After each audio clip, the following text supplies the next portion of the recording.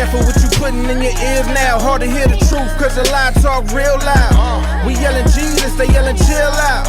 Nah, but you can tell them that we here now. We here now, we here now, we here now. We here now.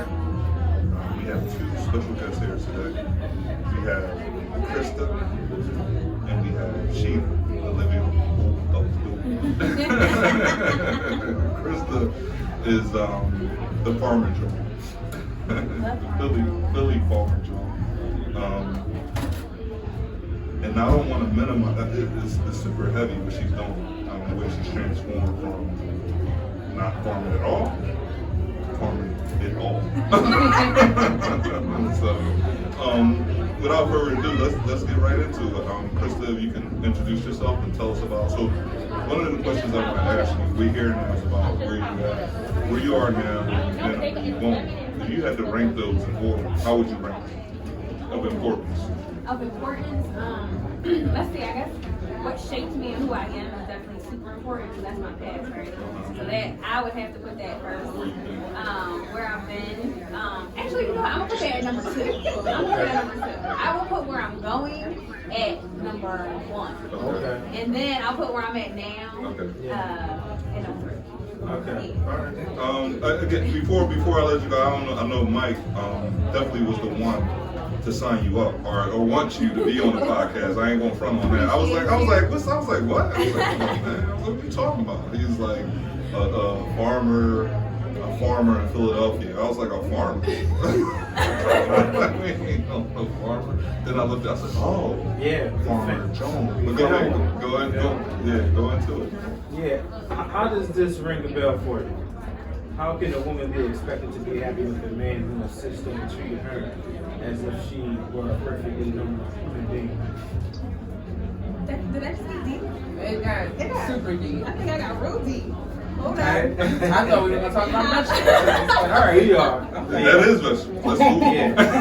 So, back it up for me a little bit. How can a woman expect a man? Okay, be expected. Yeah, how can a woman be expected to be happy with a man who insists on treating her as if she were a perfectly normal human being? Basic. Yeah. It's a quote from Oscar. Oh, you know what? That's the crazy thing. I love Oscar Wilde, but I've never heard that quote. I've never heard that quote. That's deep. I love how you know who I am as a human already. Okay. I love that.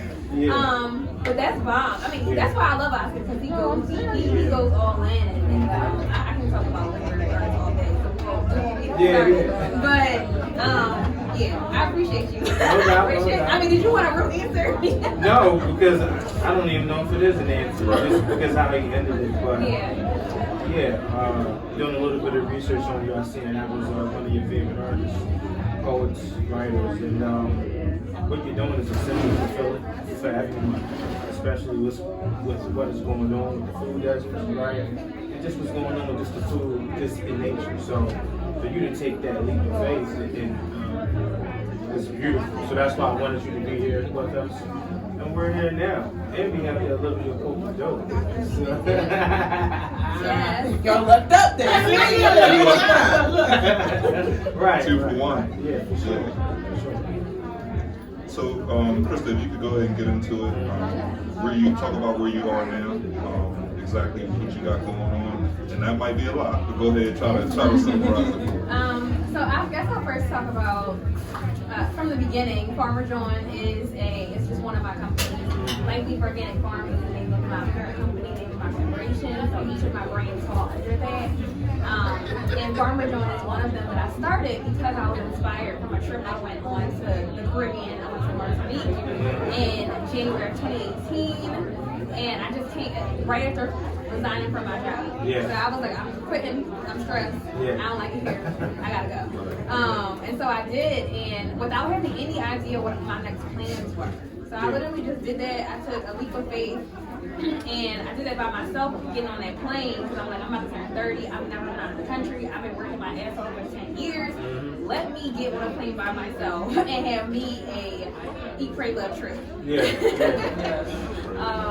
something motivate you to do that? You know, it just was getting to that 30 mark. It really was. Like, I remember on my 29th birthday crying at the bar. Like, I do. I was like, yo, Krista, like, this can't be life. Like, what you're doing, this can't be it. Is this it? Working for somebody else, making other people rich, and, you know. So I... Talking to me. Right. Get me out.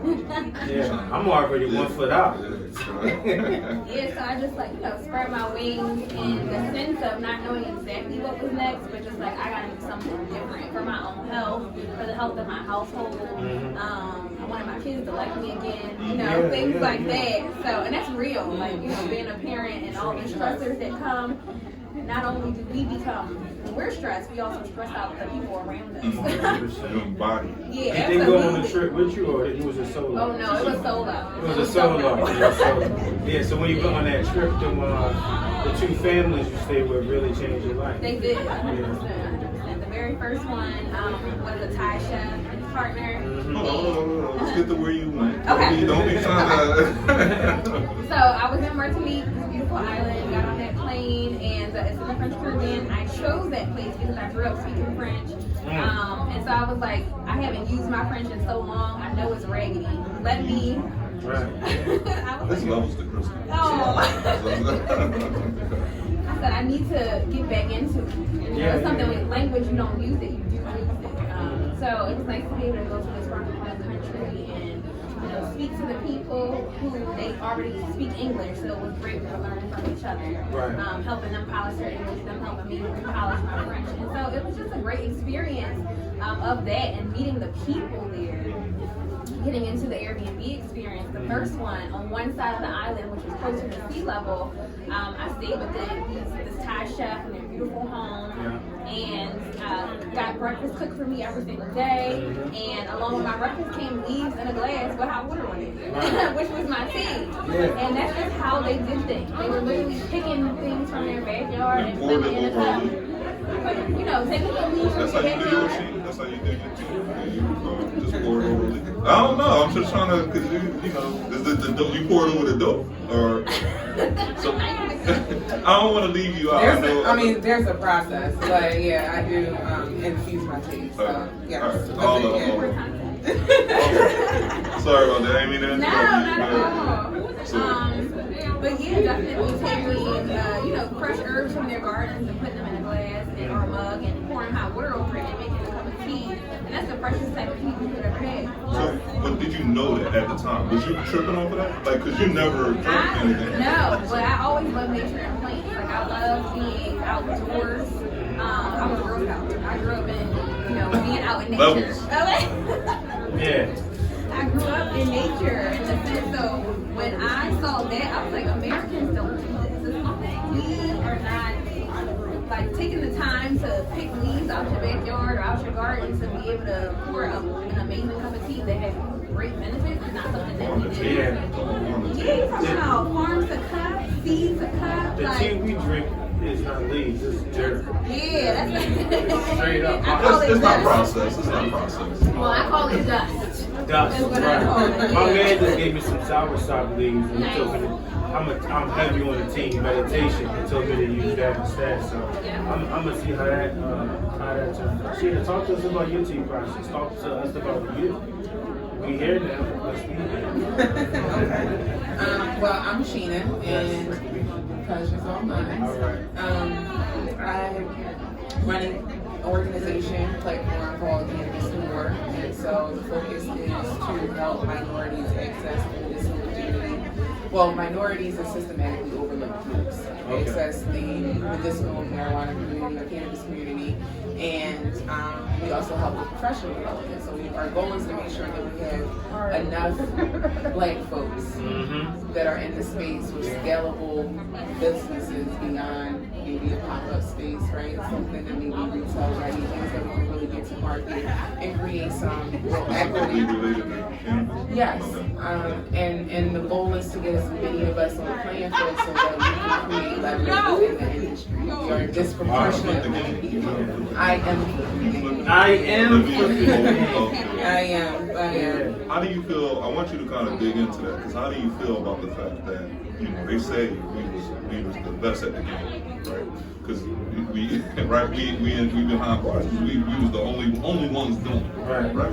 Or the most for the majority of the situation. But now that it's legal, some kind of way, we need the best at the game. So the ironic part is it's only illegal because we're the best at it. Tell them again. You talk to them. So cannabis, and I mentioned that I used cannabis over marijuana because the actual prohibition of cannabis is just a racist tyranny for somebody who saw that cannabis or hemp was replacing paper and timber, and it was cutting into their finances. Was it cotton too? Or no? Okay. Hemp was used to make ship sails, soldier uniforms, deforested land. And during slave times, we planted hemp and cannabis, and we were given it as a method to sort of deter us from suicide. Whoa. Because it was a way to kind of keep, you fix these horrific circumstances. It was something to sort of help them, keep the numbers of suicide and death down. So we've always had a very, very personal relationship with cannabis, right? And so as it went on and they started attacking it and putting a racial epithet on it, jazz singers and white women, they're at risk from these men who smoke cannabis, right? When before that it was something that was medicinally prescribed by every doctor in the country on a regular basis, right? And so now we see this shift in this narrative of us with the war on drugs and the things that have happened that disproportionately kept us out of it and kept us in jail while they made money on it and continue to make money on it. And I think that now that we're at this space where we're having these discussions and we're talking about it and we're saying this isn't going to be okay anymore, we have to do something about this. Now you see the different shifts in the legalization and the legislation. And now you see hemp becoming legal and 0.03 and all these little standards keep getting pushed back. But there isn't enough shift in that disproportionate of black people being in jail, incarcerated for it. So we actively work to try to pursue measures that we know will rectify that, but in the meantime we try to make sure that people know that cannabis is not the enemy, the government is the enemy, right? The folks who made this illegal is the enemy. This plant is medicine, it's healing, and it alleviates a lot of the pharmaceutical chokehold that they have over this country, and so they don't want to let that go. You trying to dig into their pockets. And quite frankly, listen, I'm trying to dig into everybody's real pockets. pharmacy, it comes from the farm. I was just getting ready to say, okay, real pharmacy, it comes from folks like this, right? And that's how I connect with Kristen because, food sovereignty, food deserts, organic eating, all of that plays into how you take care of yourself, self-care, self-healing, holistic healing. Cannabis is a part of that. And so when I met her, it was like, this is just amazing. Like, I grew up in North Philly. It was in a place you can get a viable, healthy option, 6 blocks in every direction. I know generations of people raised out of the Chinese and Puerto Rican school, right? And something that's salt, pepper, ketchup, fried hard. Okay, and iced tea. Look at the scratch though, like Don't forget to get this thing. And that was real too. That was a real one. That was, first of all, that was most beautifully elucidated by you just now. Straight up. And just to bring it all back, right? Speaking on the plantation and speaking on the legalization, now you turn around and you have a lot of people speaking on the respirations. Illinois, they're talking about giving black folks respirations, right? And that's going to be determined off of the taxation on the cannabis business. So it's just always a moment to be in when you see how everything ties into one another, right? It's like you think you're going somewhere, but it's truly the moment you got to ask yourself, what's already here, right? And that's just, oh my God, you speaking on it because that's really where she and I align so well is that there are so many things that the underserved community are dealing with, these traumas that are just underlying that you don't even know. Black and brown folks don't even know that the trauma is there. So when it comes to connecting with the land, that's so important. Like black people need to be willing to be outside. If you're not want to put your hands in the dirt and at least understanding where your food is coming from, where your medicine actually derives from. Yeah. These are the things that are important. And we want them to make their ingredients. I want to build a village for real. Like, Yeah. I really do. I want Yeah. everybody to be able to contribute. Because I can teach you how to grow garlic in your backyard. You only got 300 square feet. Let me show you how to grow garlic for the whole neighborhood. Right. And then you can grow the lettuce for everybody. And then you can grow the marijuana for the cannabis for everybody. And I want to teach you how to use all of it You know what I together mean? in Yeah. a healthy meal. Exactly. Like, And that's the thing. That's why it's so important to tap into all the black people are so dope. We do everything. Yeah. We literally do everything. And so to your point of saying like when they realized how dope we were, Yeah. that's when the shitstorm Yeah. came. Wait a minute, we got to shift the narrative. What's going on? They had to stop some things and can you imagine if you think about it, right? The game was created, right? You know, think about 80s, right? Yeah. We came up with branding, the different baggies, Yeah. right? Different colors, the names, Yeah. the security systems. You had a whole call system. If the cops was coming, you had runners, you had people, you had cell phones, we had systems. Yeah. The only difference between us and them is that they knew how to corporatize it properly, and that's what our platform does. Right. They're writing the rules, but we also right. But if we know the rules, we can take advantage of the loopholes. And my goal is essentially to work in the parameters where we don't really need them.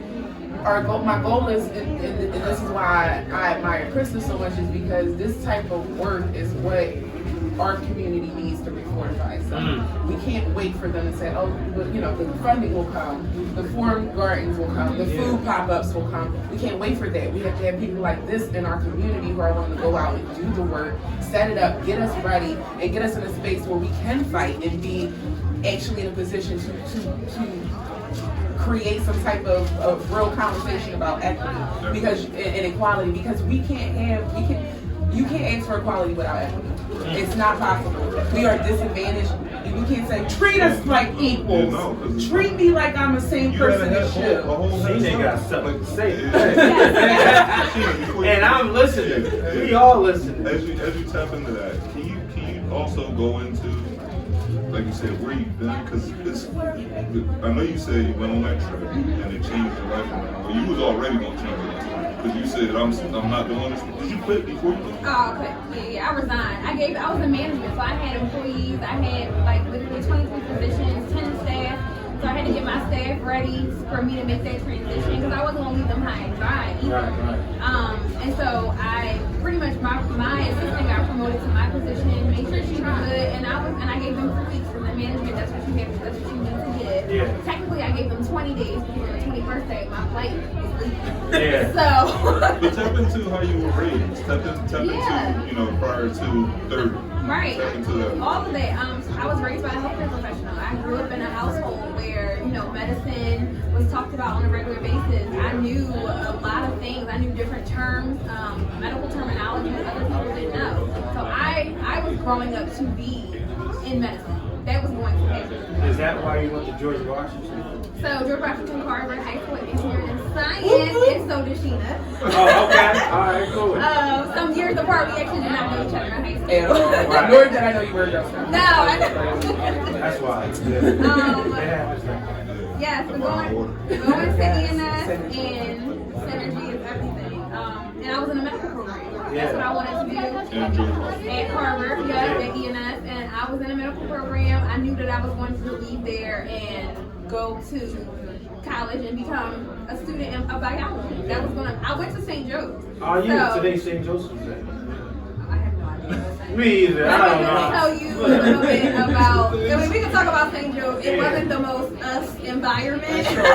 Oh, we know. Literally, when I was there, it was 1% black. So anyway, it was like 3% minority, like total, like the whole shebang, Indian, all of it. Like, that's why we didn't have a BSU when I was there. We had a multicultural department, and Right. all of us could fit in one room. Wow. But George, they had like a program where they did some type of farm, We actually did it. Interestingly enough, because of the name, you would think so, but we didn't. Yeah. He was a pioneer. He was, in botany, like that, he is everything. Yeah. Seriously. So But prior to you getting, I'm just trying to Connect the get a dots. feel for Did you see a farm when you was growing up? Did you have grass? I didn't. I actually didn't touch dirt. That wasn't a thing that I was doing. I wasn't doing it. Even if you did have a garden, you calling the professionals of the person. Yeah, like I didn't even have a garden. Like I grew up in Birmingham with concrete all around me.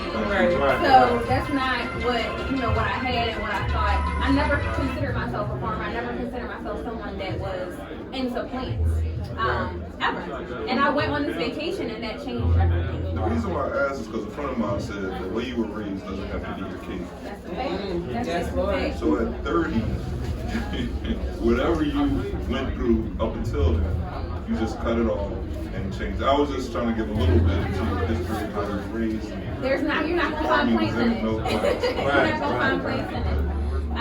So the interesting thing there is this experience is what changed my life. I worked in healthcare. It's all about taking care of people.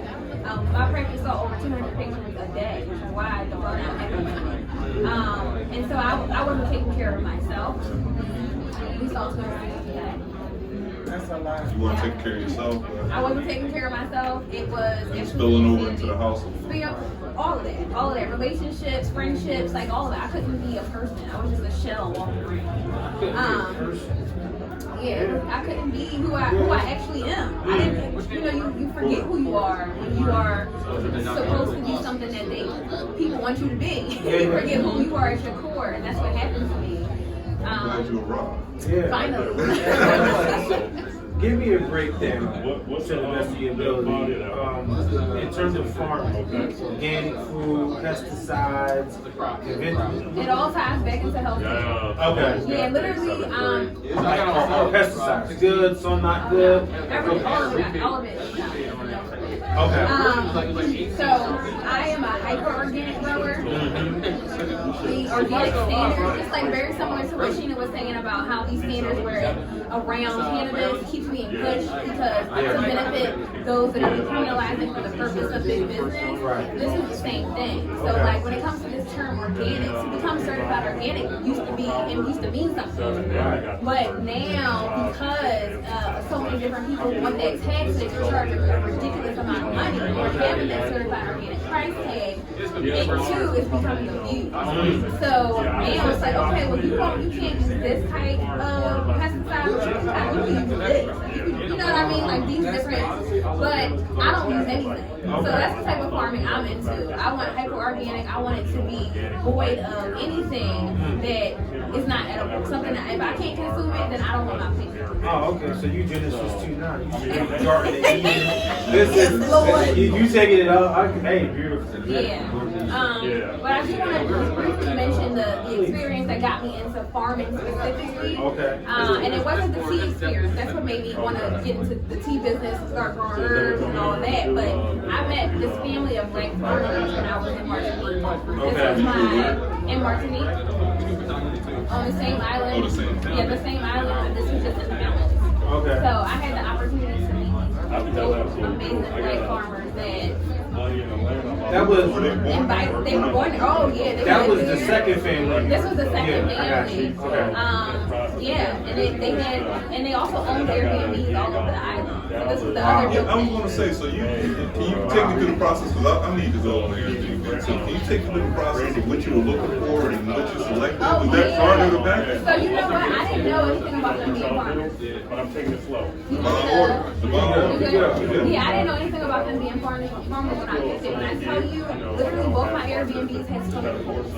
That is all. That was the parameters. That was the criteria. I need y'all to have a pool because I live in Philly and I don't care. That is just pretty much what it was. If I'm going on vacation, I need to do. I would love to be, So I was in the mountains, went to this beautiful home up there, and that's actually not where their farm was. The farmers, I would say the father of the farmers, is the one who manned the Airbnb. Okay. The actual farmers are his sons. Okay. And they came and got me the next day. And because they were like, their dad must have been like, hey, it's a shorty here, she by herself. She around the same age. She around the same age, you know, like come get her, come show her a good time so she can give us a 5-star review. on Airbnb. And yeah, they came and got me, and they took me to their farm. They took me to where their CSA pickup was. They took me to the beach where their other Airbnbs that they owned were. And I got to pack boxes for their members. Like I got to pack boxes of produce and herbs and watch their members come pick it up from them. And that was super dope. It's not how they did it. I don't know you did an Airbnb. That ain't been my Airbnb. Look. I haven't done one yet. That ain't been my experience. But no, that's dope. So that's what got you into wanting To connect with the land. the light bulb and wanting to connect. Yeah, because I'm like, this is not, I've never seen this before. And I consider myself to be pretty well educated. I mean, I did go to a good high school. I did go to a good college. Like, you know what I mean? I'm like, I think I know a little bit, and I just happened to grow up in inner city my entire life. And stayed here by choice because I love my neighborhood so much. So, at the end of the day, I'm like, why haven't I seen this? Do we have this in our own neighborhoods? Why, if we don't, why don't we have it? And then I realized it's because there's a barrier. There is a demographical There's a barrier. line. There's a line. I'm like, and so when I got The back red home, line and the red. it's a fact. Like I got home and I'm like, oh, there's plenty of farms around here. And I'm like, huh? I'm like, there's farms. And then I'm like, I always heard us all be in the farm school. And I dug deeper. Then I started going there. And then I became a member of People's Life. And then I started working on their farm. And then, you know what I mean? Like I started to infiltrate. And I'm like, okay, I need to know what's going on. I need to know who the farmers are. You said about it. Exactly. Yeah, you'll be ready. I read it before. Yeah. That's a fact. Like, we need to I need to find out why black people don't know about these things. Why does the only thing we know about come from the grocery store and the corner store? Like, why is that? Then why is it set up in that manner? The neighborhoods that drop, there's a blueprint. They have a supermarket, they have LA Fitness, Starbucks. Like they know how to. And real estate is called the Starbucks effect. Your property value literally goes up a percentage if you are 6 miles in front of So a I'm straight. Starbucks. We just got one bill, so I'm cool. And it's a sign your neighborhood is changing. Like your demographic is shifting. When you start seeing So if you want to, that should be one of your first steps, maybe, in uplifting your community. Invest in Starbucks. No, seriously, right? Yeah. You know what I mean? It's franchise. You might got work here a couple months or something, but hey, man, you got to infiltrate like you said. You got to definitely trying to create change with my strength. And infiltration starts with education. And that's just the big thing. I'm like, all right, so my job now is to educate my people on why we need to be eating better food, why the corner store is not the answer. And now it's like making a plan, how do I redefine what the corner store is? And how do I reprogram people's minds to understand that what we eat is a direct correlation. You said reprogram. Reprogram. Tradition. Unlearn or relearn. The wise man once said, I can't stand people who don't take food serious. That's your boy. He said that. Real quick, Sheena. So Kristen talked about when the light bulb clicked for her. When did the light bulb click for you? As it relates to cannabis. As it relates to, because I know your light bulb been on. Shining for a minute. No, I've always been, like a social justice advocate. I've worked with the Philippines. I've always been like a social service community because I knew essentially I wanted to recreate my community the way I imagined it as opposed to leaving somewhere else. That was always my thing. But I got into the corporate world and I wound up actually relocating to Atlanta and I was doing corporate marketing for Chick-fil-A. Okay. It was very Christian. Yeah. Very Christian. I got a Chick-fil-A too. That got built around next to the Starbucks. You're the neighborhood coming in. You're winning. You're in the good part. Yeah. But it was a very Christian-based value company, and so a lot of what I was doing was like very limited in terms of how I moved and operated. And being ironically in Atlanta, I still was one of 5 black people who were in corporate leadership, and only one of 2 women.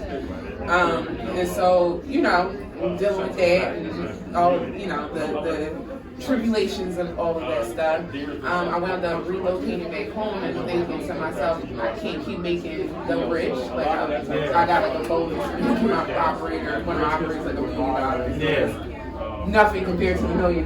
So I was like, I probably could make myself $1 million. And so I was thinking about how I can recreate myself, rebrand myself, And I had visited a conference at the Philadelphia Convention Center in April of 2018. And somebody told me it was a weed conference. And I'm like, if it was a weed conference, I know already. Right. And so I'm like, okay, I go, I'm ready.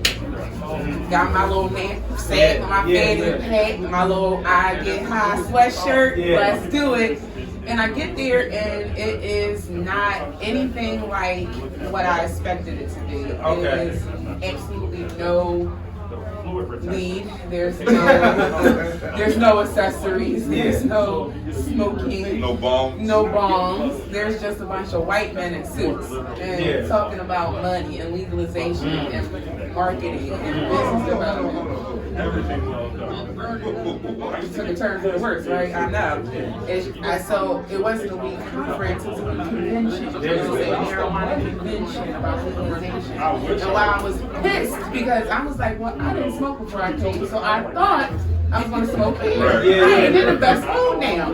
But I'm so glad that I stayed because as I'm walking around, I'm seeing door to door with white folks dressed to the nines. There's booths, there's tables, every type of business in cannabis from lights to soil was represented. And I remember thinking, I don't see not one other black person in here. Not one.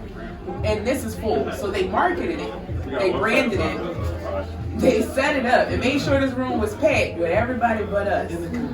In the Philadelphia Convention Center downtown. How you hide that from black folks, I don't know. They put it in the book. That's what they said. That's what they said. So I'm like, how is this possible? And I started having conversations with people and I'm talking to people. I'm like, this is legal? Like there's legalization. Do you know we have dispensaries existing now? And they're like, no, we don't. That ain't right. That's not true. And I'm like, okay, so I'm not tripping. My folks don't know about this. And so I started doing this education exchange and trying to tell people about how it worked, what cannabis was. And the more I dug in, the more I saw the discounts. And that's when it was like, the activist in me was like, okay, we gotta address this elephant in the room. And because I was focused on how we can repair, like our community in terms of mental health and our food sovereignty and our economic development and these are all these things that I was interested in. Cannabis was a great segue into all those different areas. So it was like, boom, let's figure out how we can talk to our community directly with things that resonate with them. So it's like PTSD in our community, that's not nigga syndrome. That's PTSD. You're traumatized. You can't go to school after your friend just got shot and act like everything's okay without some kind of therapy. What are you talking about? And then you call the kids potheads and locking them up and putting them in juvenile detention centers. No, they're self-medicating because they're traumatized as fuck. But because they're not educated, they don't know how to self-medicate properly, so they're just getting high and they're not addressing the obstacles. So it was like, how do we talk about all these different things and put our folks in a position to make some money off of it and get some foothold in it, to get our folks out of jail. And then I started seeing all of these systematic obstacles, barriers, like you said, that are literally there just to keep us in this bubble and away from the real money. So it was like, okay, so I tried to be Dr. King, and I got to be my boss, right? All right, they just not going to let us in. We're going to have to kick the door in, huh? Okay. And so that's what we started doing. I said, I'm not going to wait for them to give us the opportunity. I'm just going to start going out creating opportunities. I know that a dispensary can't open without a secure location and a secure contracting firm already paid for up for the year. So I'm going to get as many black people I know that guard bars with the 50 million different light bulbs and flashlights and handcuffs to get cannabis training from us so that they can start their own cannabis security firms and secure checks for work that they won't have to do for at least a year. I was like, she gotta be here. But we gotta create that leverage by positioning ourselves in spaces that they need us in. You know what I mean? And I have people coming like, oh, I want to open a dispensary. Like, oh, what you do for a living? I'm a financial accountant. Girl, if you don't want to be a cannabis financial reconciliation officer, right? Keep it moving. You don't reinvent the wheel, sis. You already got it. Don't go bake cookies when your work is legal defense, right? Like, you're tripping. Like, we need more of all of those things from us in those spaces. So, you know, right now, that's literally what our mission is to make sure that we're educating, empowering, and offering resources to those people in those communities that we know just need that extra. And hopefully everybody else will see that. That's why it's right, and that's why I love when Sheena comes to these events. Because the Cannabis Night Market, I started this with the mindset of, people were like, oh, it's cannabis. I'm calling because I want you to understand what the plant is. To understand that, yes, even though we're not talking about THC, we're gonna walk in a legal realm. We want to do this as legal as possible because I don't want anybody ever coming here and trying to shut us down. The mission of Cannabis Night Market is to democratize cannabis so that we get our black and brown people out there. And that's the bottom line. And so these vendors that come here and they have these, specific products, it gives Sheena also an opportunity to come through and say to you, say to them, hey, making sure you're doing this legal because I want you to succeed. I want you to win in this round. But I'm specifically, it's important to me to call it the Cannabis Night Market because we're not going to play around with the plan. If we're going to be stigmatized, we have to call it what it is. And it's people like Krista and initiatives like this that will make the difference and allow us to create effective change. Like, the work that we're doing now is going to effectively change how Black people operate and are treated in cannabis and set the precedent for the industry. It's unraveling now, it's unfolding now. It's still the Wild Wild West out there because it's just open market. Everything's still getting worked out. This is the time for us to get in here and, like you said, having these experiences, even if I never come, she's giving them an opportunity to create a space for themselves that they can start learning the business and learning themselves. It's all education. Not even just the vendors. Everybody gets to learn something when they come to these things. Right. The vendors learning, but also the community is learning. Because when they see cannabis, they're automatically up in arms like, oh, it's an event to get high. And I see a bunch of Black people. But honestly, today, most of our vendors are actually white. And they're selling CBD and hemp products. And that's the thing that people don't understand. Nobody gets the breakdown between what's THC, what's CBD, and what is hemp. Like, all of this comes from one plant. And that's the one thing that we want to make sure people are understanding. I love it. Sheena, what do you think the future holds for Philly in terms of legalization of cannabis? One of the last states, you think? I think we're going to watch Jersey a little bit longer. And so is it completely legal in Jersey? Well, essentially, yeah, they have a recreational bill, but they're now operating from a space where you can consume cannabis legally if you are an adult and you have a patient card. If you don't have a patient card, it's no longer something that is an offense that will get you locked up, right? And so as we're moving into this space, I think right now the politics are playing a bigger role in this than anything else because we have folks who are looking to capitalize from outside of the state. And the way it works is if you have a multi-state operation license, so that means you can open a dispensary, for instance, in Georgia, Virginia, and South Carolina, right? So if you have one of those MSOs, you typically have a lot of money, a multi-state operation license. So if you have an MSO, you typically have a lot of money for you to spread around throughout the states to create your business and brand and develop it. The obstacle is when you have folks like that in the same pool as people like me, say me and Krista want to open something, right? We have to compete with people with MSO money. And so the goal now is to make sure that there are social equity measures that protect smaller businesses like us that are entering the space to compete with those folks. And in the meantime, we have people battling who are saying, no, we don't really want to focus on that. We want to focus on getting MSOs and money in here and getting it set up. And then we can, think we can worry about the smaller businesses later. But how many times does that work, right? And when we do it like that, we have more of a propensity of potentially having state regulatory measures and imposed on us faster, because when you have big business and infrastructure and you're making a lot of money, what they want to do is tax the heck out of you, right? And so they're going to look for ways to make sure that they are intrinsically embedded into this process.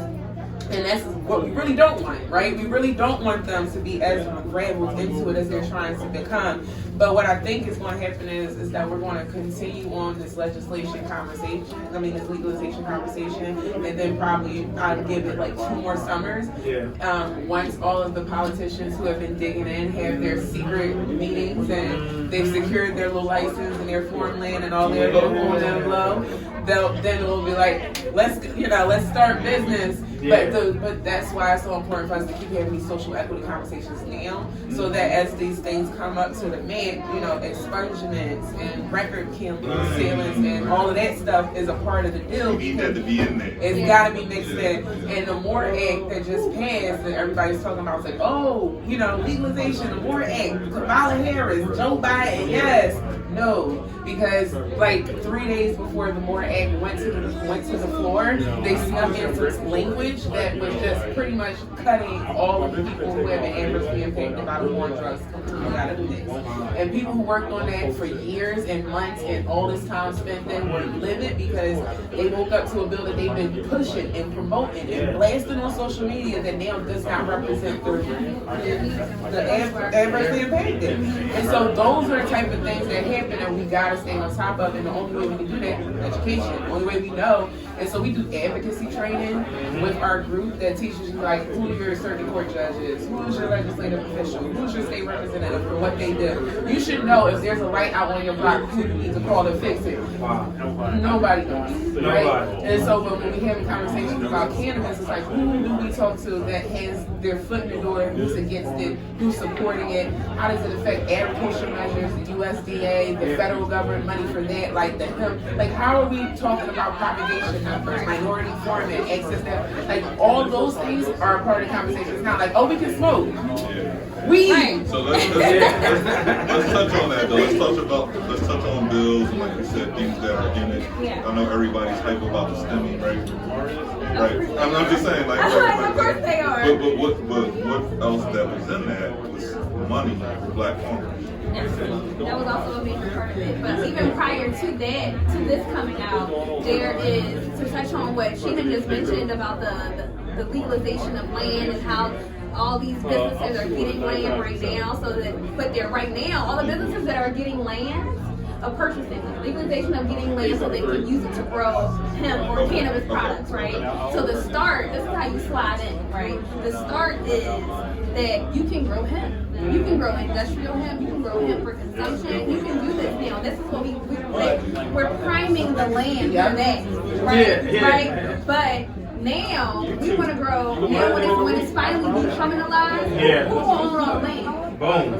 Who's going to have all the relationships with all of the vendors, the distribution, all of it? When it's finally time to actually legally grow THC, Black people will be over here. And so we got smoking. Exactly. That's the problem. So that's why it's important for me, the farmers. So the 2018 Farm Bill legalized hemp. These are all tidbits and steps to get to the bigger picture. So like my focus is definitely hemp. She focuses on THC, and that's just like her main thing is like understanding how this beautiful plant with the THC included and all the things that it does for the human body. And CBD, we don't like CBD. No, CBD is amazing. Important. CBD is absolutely amazing, and that's the legalized aspect of it, and that's why we're able to do events like these and legally. And that's why people are able to come together and consume outside legally. They would like to under using that farm bill and hemp being legal.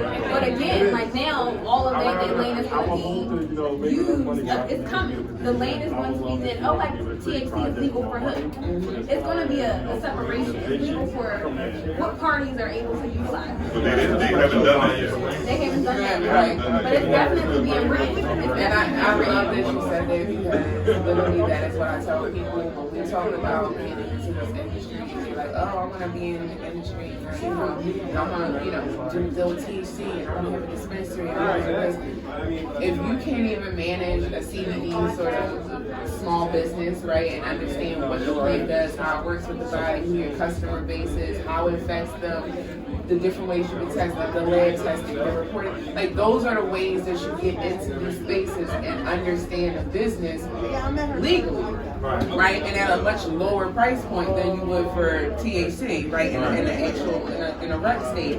But what's funny is people hear that and they're like, oh, well, now I'll wait till, you know, but we come from a place, we don't have the benefit of what we didn't grow up with. I've sat in rooms with people with money in this industry.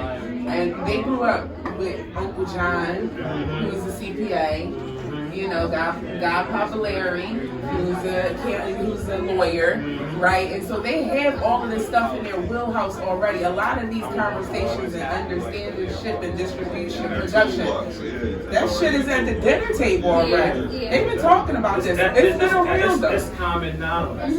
They don't have to. What conversations are we having in North Philly? Right? You know what I mean? Like even growing up in my house. And I came from an educated family. I had an educated mother. You know what I mean? But how often do I get to flip? I spoke French in high school too. How many times do you run into somebody in North Philly that you're going to be able to have a French exchange with, right? I learned mine from Tom and Jerry. That's what I learned. Kristen, let's talk about where you're heading, your vision in the future. So let's talk about the Vision House. You know what? It's the Vision House, what I've come to realize is that the vision is the most important part, right? Creating spaces in urban areas where we can grow food and where people that live in these urban communities know where to come and get their food, and that's what's most important. My people need to be eating nutrient-dense food, and they need to understand how it got nutrient-dense. How did it get that way? It starts with the soil. Why do we need to be mindful of what goes into our water? Because all of it, you know what I mean? Like why we need to be drinking reverse osmosis water, and I love a good tap water, okay? I'm a Philly girl, Schuylkill Punch is what I grew up on. That make the best Kool-Aid. You can't handle the Kool-Aid with no alcohol. The red, come on, the red. The red, girl.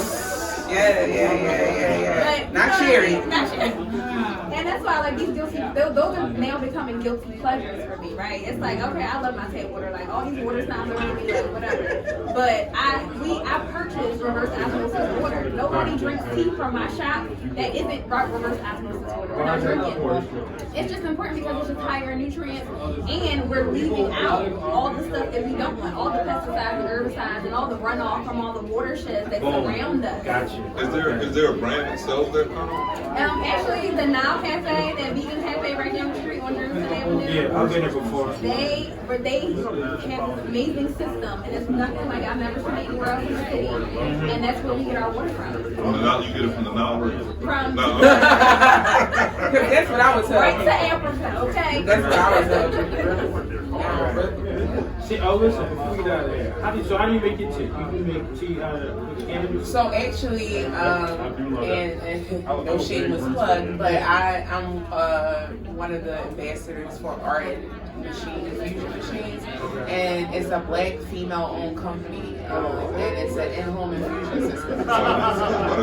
Say the name again. It's Art Infusion Systems, ARDENT, and it's run by a black woman named Chantel, and she created this in-home infusion system. And so basically what you do is you put your regular flower in, you can use CBD or THC, you drop it in there, press the button, it perfectly decarbs the flower, which basically is heats it up to a temperature that activates the properties of your cannabis.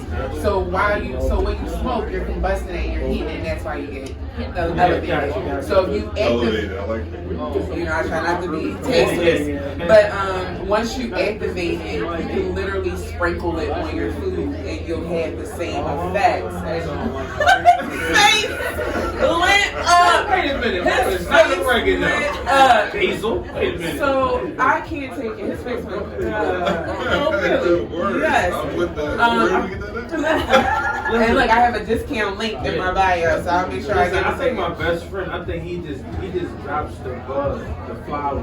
That's not good. So what happens is, He yeah, he got to stop. So actually he's losing a lot of the cannabis and the nutrients. And what I like about decarbon is that all your cannabis has terpenes in it, which is a profile of what the cannabis is made of and what kind of effects it's going to have on you. So like for instance, mercury makes you really like lethargic and kind of lazy. While pinene is really good for like pain and stuff like that. And that's why there be questions like that happen here, and you be like, let me break this down for you. So whatever it be consistently be broken. And you can't tell much from those, right? Like you really can't say, oh, that makes sense. That's going to fix my back. That's going to give me alleviate my headache. That's what you wanted to do, but actually it might be just one of those terpenes in there that you're reacting to that you really like. And so now you're smoking something that you just really are sticking with because you got that effect from it. But it's probably the limonene in it that you're like, oh yeah, I like this. I feel faded. I'm chilling. But there's other strains and other properties and stuff that you can use. You know what I mean? Like, so understanding how it works with your body is important. But I will decard my stuff and I will literally sprinkle it in my food. I'll put it in my tea. I'll put it in. You can literally put decard flour in pretty much anything. I'm thinking it's just sativa or indica. You over here bag dropping, not bar dropping. Bag dropping. So please, I keep telling people, forget sativa and indica. It's a great system in terms of generalization, but indicas don't say indicas and sativas don't say sativas. Like depending on where they're grown, how they're stored, the soil, how they're managed, you can start losing trichomes and it'll change it from an indica to a sativa, right? And so you out here searching for stuff and you're like, oh yeah, I only smoke indicas, and no, you actually just like mercy. So it's important kind of understanding it, and that's also why our plants are important. And I wanted to work with Kristen, kind of partner with her and tap into all of her amazingness, because there's a lot of produce that has those same properties in it.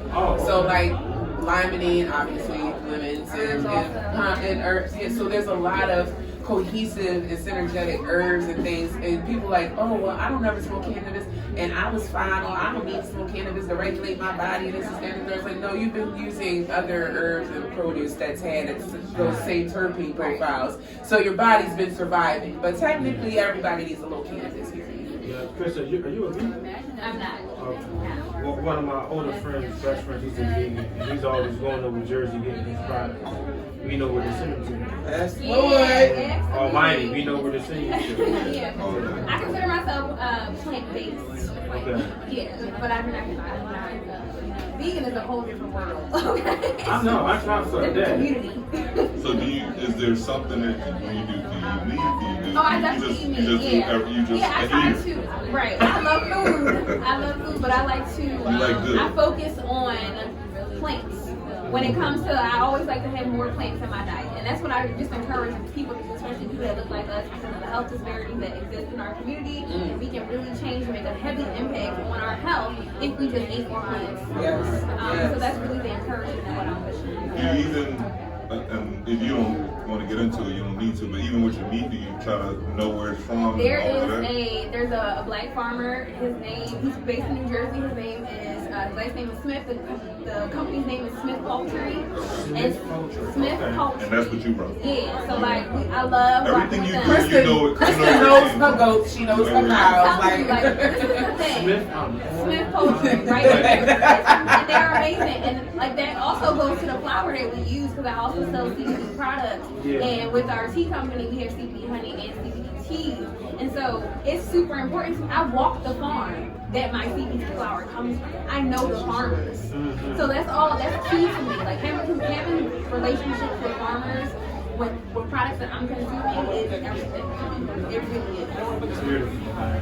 Sorry about the noise, audience, but we recording live today, and I'm not sorry about the noise. No, we No, it's just all love. we live.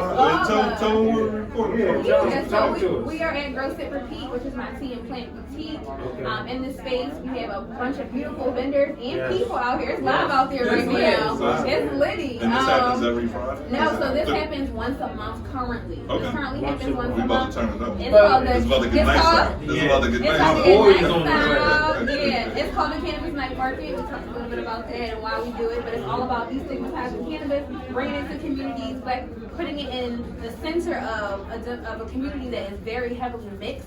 It's very diverse. Yeah. And so on either end, we're on Germantown Avenue. Yeah. So if you think about Germantown Avenue, at one end you got Chestnut Hill, which where most people don't look like us. I know. On the other end, you got a lot of people that look like us. So you bringing everybody together like Fred Hammond. Bringing everybody. You go out there, you want to see a bunch of different people. Yeah, and that's what I 100%, love yeah. about it. And everybody's learning and everybody's sharing information, and that's what it's all about. So this spot is, what specifically do you do in here? So this is our tea and plant boutique. Okay. It's called Grow Sip Repeat, which speaks to how we grow, what we do for our tea company. We And grow it you sell all. the tea. Yep, we sell tea and we also sell house plants inside of our store as well. Okay. More plants around you, the better. And Sheena and I are working on some really dope projects with this space as well. We are creating We get in on that. I got to go. Yes, I mean investors are. We'll talk. Yeah, We're a little picky. You know?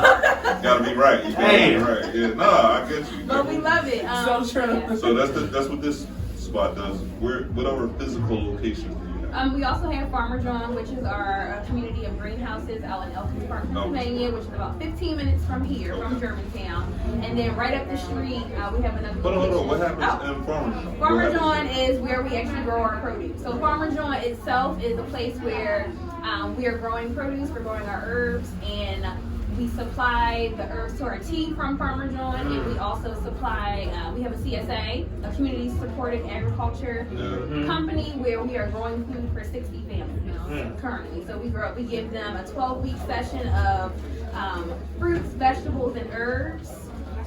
So like, I get Hello Fresh, like they. And I'm about to cancel. So I get Hello Fresh. I'm trying to figure out. Well, you said you feed 60 families. We feed 60 families. So you give them food every that week. comes from. That comes from the farm.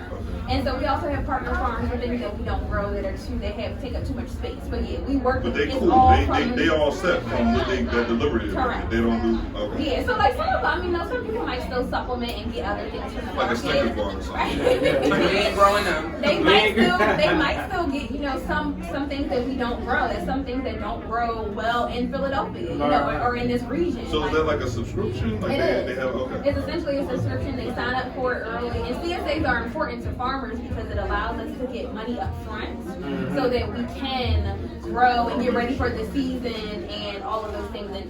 And so what we do is a little bit different from other CSAs is that we offer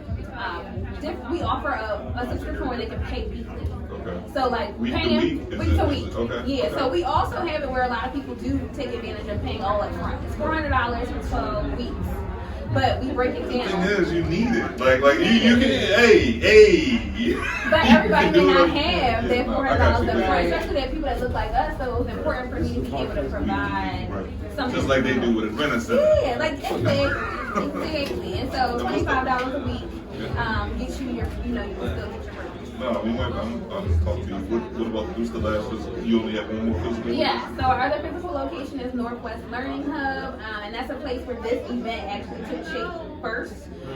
It's a smaller space, indoor, and it's really redesigned that space so that it could be an incubator, a place where small businesses can come and be supported, get known, give them a space to be able to market themselves and grow their business. And we've done that for a lot of brands that are actually out here. They've gotten a lot of news coverage, different news outlets from the area came out to different events and they got on TV, and some of them even got their own spot on TV interviews. And that's what it's all about. And what else happens? Does anything else happen there now? Or? At the Northwest Learning Hub, well, actually, Sheena and I are about to transform that. Okay, all right. That's what we're gonna partner with you. Yeah. I got you. Sheena, how can they find you? You can find us online at our website, www.FarmerJawn.com. got Cannabis Noir, that's CannabisNoire.com. We have tons of resources, education, information. We just started a national program, so we have chapters in 35 states now where we'll be promoting what we're doing, and we're making the same work in a bunch of other different places so we can really start changing the face of this industry. Okay. We are on Instagram, cannabis_noir, and we are on Facebook as Cannabis Noir. And if I'm not around there, you can find me most likely in locations. So much time together. I was just gonna say, give us your. Yeah, so FarmerJawn, Philly. Jawn is a Philly word if you're not familiar. JAWN. And you find everything. All I did was put Philly John in, and it was. FarmerJawn, yes. So FarmerJawn is FarmerJawn, yes, sorry. FarmerJawn Philly on FarmerJawnPhilly.com is our web address. VivaLeafTeas.com, VIVALEAFTEA is our tea brand, and our plant store, Girls With Feet. We have a lot of handles. The cannabis joint. The Cannabis Night Market also. We have a lot of brands, but if you just focus on FarmerJawn Philly, you want everything else to come up and follow. But we also are on Instagram as FarmerJawn Philly, and we are on Facebook as FarmerJawn as well. Oh yeah, like you said, Eric, you type FarmerJawn in, it's all gonna come up. Beautiful. Appreciate the time and the space on Charlie. Thank you for having me. Thank you so much. Man, I ain't been writing, man. Let's get my life together. I've been reading. You've been reading because you know more after a while. Listen. I gotta get it. I was gonna ask you about something, but yeah, we appreciate y'all. We out. Thanks a lot. Thanks for everything. Thank you for having me.